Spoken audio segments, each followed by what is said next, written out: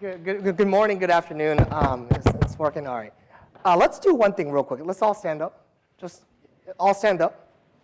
Stretch a little bit. It's been a long morning, right? Now I want you to find one partner, just one partner. Someone who's on your left or to the right, just somebody. It doesn't matter if you know them or not. Okay, you guys all got a partner? Okay. Now switch chairs with your partner. Just switch. Just everybody switch chairs with your partner. That's all. One little change. Is the slideshow on? Oh. Okay. So everybody change? Okay, we can have a seat now. It's happy to be here. And you notice that the environment, the vibe in this room just changed. It literally changed just because we made a seat change. It's after lunch, statistics show that you're going to come in this room and sit in the same seat as your first seat. Statistics show, and all the professors know, that all the students sit in the same seat every day. It's just something we do. We're creatures of habit. So today, I've got a bunch of slides on consumer marketing, but I want to run through them in a different way. I'm going to change up my speech a little bit. The two words that really impart on me this morning from hearing all the speakers is change and action. Change and action. So we just made a little change happen by acting. And so the world is changing as well, very, very rapidly. And the question is, are we acting fast enough? Whether it's as companies or individuals, thought leaders, or creative folks, are we acting fast enough to what the world's changing? Just a little background. My name is James Sun, and I am not the smartest guy in the world. I'm not the richest guy in the world. But one thing I am is I love change. I love multitasking, and I love change. Started when I was a little kid. I started my first company when I was age 11, and I thought, well, we could change the way certain marketing is done locally. So I thought it's a creative way to get kids involved to actually market services for local companies. I told my parents that I'm not going to go to college, and so I took my SATs by accident, actually, and then I applied for college one day before the deadline. And so that's me. That's just what I do. It drove my parents nuts. My sister's a doctor, but I'm no doctor. I'm a guy who loves change, and I believe that's essential if you want to be an entrepreneur, to handle and love change, to manage change. I live vicariously. A lot of people ask me, James, why did you go on Donald Trump's TV show? I said, why not? They go, well, was there a purpose? Was there a goal? I said, no. I thought it'd be a good dinner story. I love living on the edge. One day I woke up and I said, well, today I want to go to Korea, and I want to get into K-pop. And so I thought, why not? I was a little old, but you got to be young 20s. I wasn't young 20s. I said, I want to get into K-pop. So I went to Korea, and I met with a band, SM group, and then one of their groups was Big Bang. And so at that time, it was about 4 years ago, I met with those guys, and they said, hey, can you rap? I said, I'll try. So they gave me a beat. They're like, they're like, oh, shoot. And so they had me rap right there. And I was not very good. And so I realized, okay, I'm not going to be a K-pop artist. I get that, right? But I love doing things vicariously. I woke up another day and I said, well, you know what? I want to try modeling once. And my wife said, you're not tall enough. You're not good looking enough. I said, why not, though? I want to try once. And so I went to the U.S. agencies here and went to a few auditions. And then all of a sudden, Korea called me. They said, oh, we found you through one of the U.S. auditions, and it was Hyundai. And they wanted to do a Hill State commercial with Ko So-young. I said, who's Ko So-young? And they go, well, it's a very famous actress. So they flew me out to New York, and I did a modeling shoot, and it was on a Hyundai Hill State model. So I was like, wow, I got that under my belt. So the question is, what bucket list do you have that you're actually doing? And I love some of the speakers today because they talked about acting and dreaming and changing. And that's really what's happening in the market today. And so that's a little bit of my background to dive into a topic that's very interesting, especially with the advent of what's happening in mobile, social networking, globalization. I think there's some very interesting things happening with the consumer. If any of you want to be entrepreneurs and you don't know what the consumer wants, then you're probably going to fail. And so it's really important to figure out, what does this consumer look like? All of us, before we got married, some of you are still wanting to get married, said, your ideal list, right? Your pastor, your older brother, or somebody said, put your list together and pray about it, right?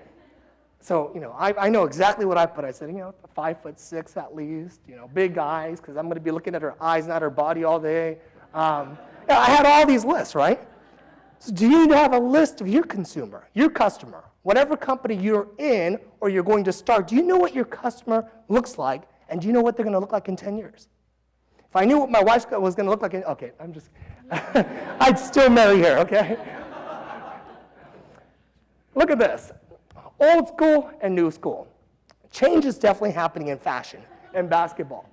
This gentleman, look at his shorts, and now you look at the new shorts here. Of course, I chose a Chicago guy, right? And this is Derrick Rose. Obviously, there's a lot of change happening. Tattoos are everywhere in the NBA now. Hairstyles are different. You cannot say change doesn't happen. Well, look at this guy here. I'm not sure if you guys remember those phones, but if you watch the movie Wall Street, the older one with Michael Douglas in his prime and Charlie Sheen, they used those phones in that movie. And those phones were very, very expensive, and they were heavy. Now we have this new generation. I got this prototype picture here of an iPhone that's translucent, that actually you could see right through, and the images come out almost like in a 3D format, so you feel like you're touching it, really touching it, right? This is where the world's going. Technology has definitely changed and continues to change. My buddy here. If Mr. Trump watches this, by the way, I try to find a better hairstyle, but even a guy like Donald Trump, who I had a pleasure of hanging out with him for about 9 weeks, and he's going through some transformation and change as well.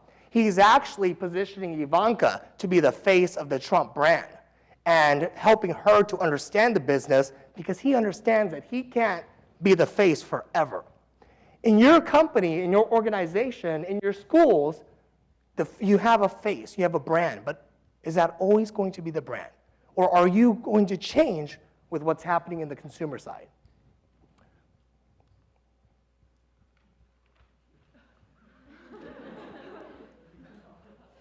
That's not my mistake. All right, great. Here's a little slideshow. The consumer behavior is rapidly changing. You guys probably don't remember, but they used to hunt and gather. And then they went into transcripts as a mode of finding out about goods and services. Then newspapers came. Then television and the radio transformed the world. Now we're at the computer, and now we're at the smartphone. People are buying things on their smartphone more than ever before. In fact, this is the first year, last quarter, that smartphones and tablets actually exceeded the shipment of desktop and laptops. First time it ever happened. Last June of 2011, it's the first time that Americans are spending more time surfing the web on their smartphone than actually on their desktop or laptop. 82 minutes a day, whereas desktop and laptop was 72 minutes.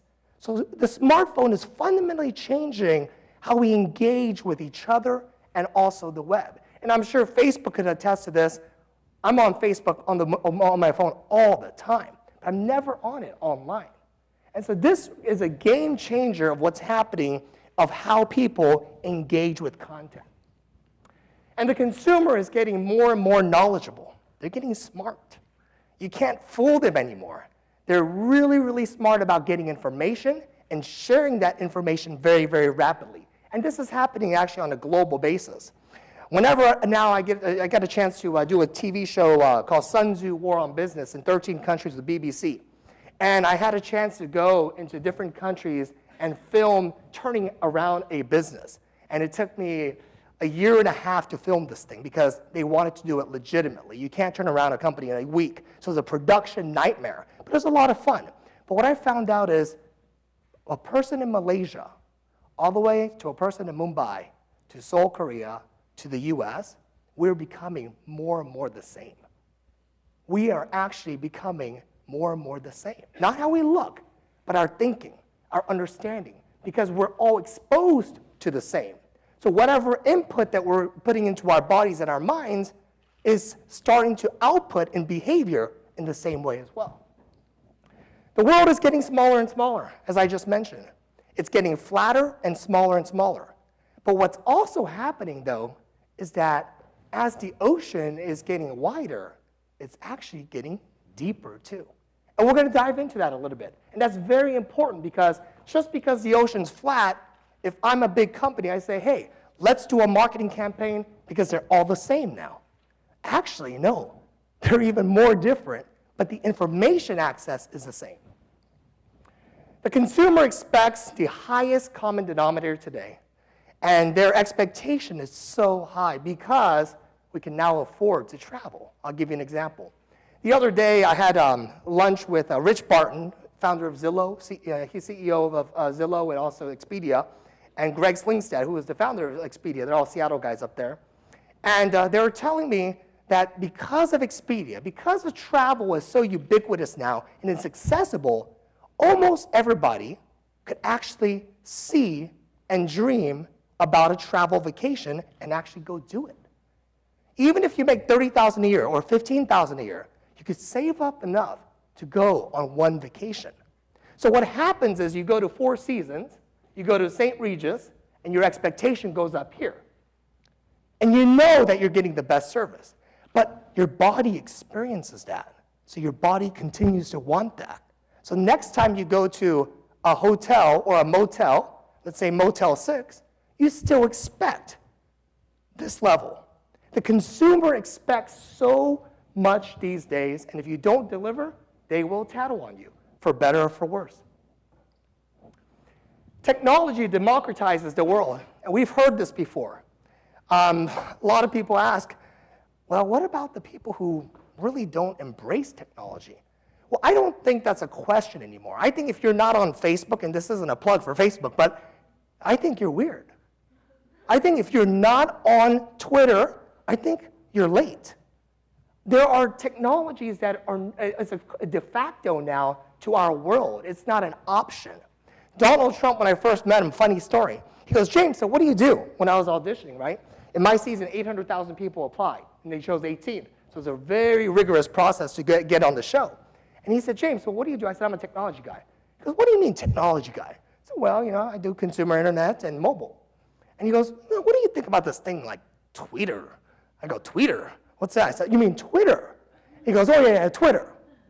I said, well, it's a way of broadcasting your messages to a lot of people at once. And at that time, it wasn't as big, right? But he goes, well, you know, I don't even really do email much. I don't understand why I would need this. I go, well, how do you handle your email? He said, well, I get an email, and I have my assistant print it out, and I read it, and she stacks them up, and I read it.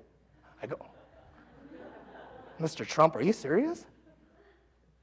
I said, well, if you get on Twitter, you're definitely way ahead of the game. Guess what he's doing now? He's tweeting. If you go to Twitter and go to Donald Trump's handle, he's tweeting. Or somebody's tweeting for him, maybe. But nevertheless, he embraced it, and he understands the importance of it. Technology is not an option anymore. It's a must. Traditional media, I believe, will continue to play a role in the change of behavior for consumers. The average person in America watches how much TV? 1 hour? No, 4. The average American watches 4 hours of TV a day. What's our work time? 8 hours, right? We're on Facebook 15 minutes. We're surfing the web for 82 minutes. But we're watching TV for 4 hours. But the key is going to be how the engagement is, because we're not just watching TV with a beer in our hands like this anymore. We are multi-channel people. And I'm not talking about just a television channel. When you watch TV, I don't know about you, but I have my smartphone, I have a magazine, and I have some music playing in the background. That's me. So the way to engage that consumer with traditional media is also changing, but there will always be a role for it because how much we watch. In the world, I was in Korea, and met up with some stations out there and also AXN. And they have this thing called KBS World now. I said, what is KBS World? They go, oh, we just put Korean content, and we put some subtitles, and we have a few English-speaking folks that do the in-between. I said, is it working? They go, it's working phenomenally well. They said for the amount of money that they spend compared to the cost, it's one of their most profitable right now. AXN told me the same thing. AXN in Southeast Asia, all they're doing is feeding Korean content with subtitles. Doing extremely well. We watch a lot of TV, and that's why we can also attribute some of the K-pop and the Hallyu movement to television.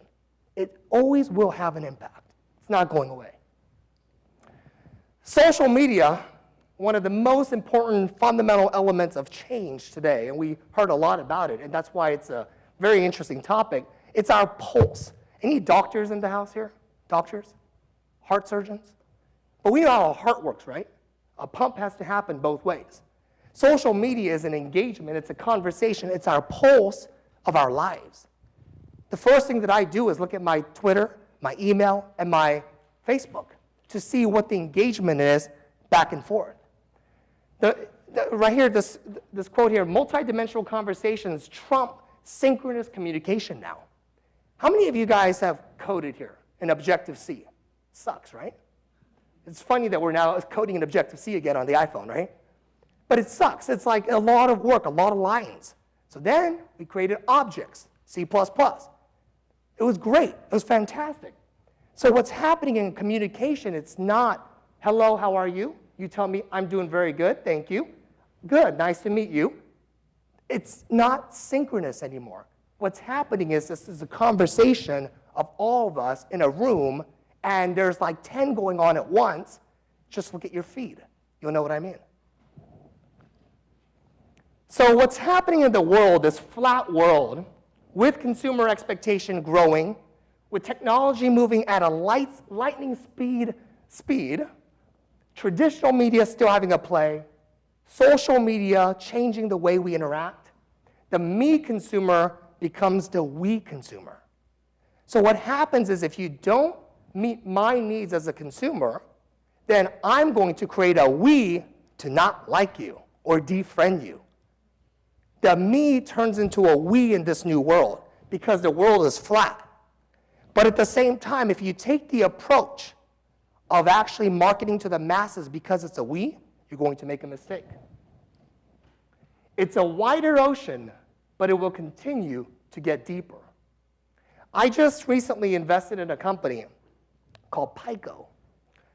Phenomenal technology, one of the best that I've seen. And what it does is I could take your name and your address. That's all I need. No social number. Name and address, and it predicts your personality based on 300 data points. And what they've done is created algorithms to operationalize 100 years of psychology rules that have been proven in theory. They've actually created algorithms for each one. They take your 300 data points, funnel it right into this, and it comes out with your personality. Before I invested or got involved, I said, well, do mine. Okay, so he scored it through this algorithm, sent me an output. I was shocked. I was scared. I said, how would this know this about me and my tendencies based on 300 pieces of data? And so he did a lot of A/B testing off that data, obviously, because it's not just 300 points of data. It's 300 points of data, how they interact to create that particular output. Amazing. But why am I talking about that company is because of this. It is getting wider, but what's happening in the world is it's getting deeper, so you have to understand that you and I are different. We have access to the same thing, but you and I are very different. And if you don't meet my needs and how I'm different, then I'm not going to do business with you. That's where the world is going. We've heard for the last 10 years, the world's getting wider, flatter, flatter. Books have been written on it. Yes, it is. But don't forget that it's getting deeper. I think that's a critical element that people are missing. So from my Sun Tzu show, in case you don't know who he is, he's a military strategist, a Chinese military strategist that conquered many. And he has a quote. It says, "Water shapes its course according to the nature of the ground over which it flows. Therefore, just as water retains no constant shape, so in warfare there are no constant conditions." Don't be the next Polaroid. There are no constant conditions. The New School translation is embrace and adjust to the modern day global consumer or be left behind. I'm really happy to speak here at the Han conference because, one, just ending story, that's pretty random, but by now I'm kind of like that. I crossed the Han River, I walked across it 3 months ago. You're probably wondering why. Because I heard that it's a long river and it's hot, it was in the summertime. But I was at the Han Park there, and I was walking around and just enjoying being Korean American, just being proud. Because when I saw some of the war pictures there, I realized, wow, we've come a long ways. When I saw the GDP graph, we've come a long ways. But I thought to myself, being in Korea as a Korean American, that we have so much more to go.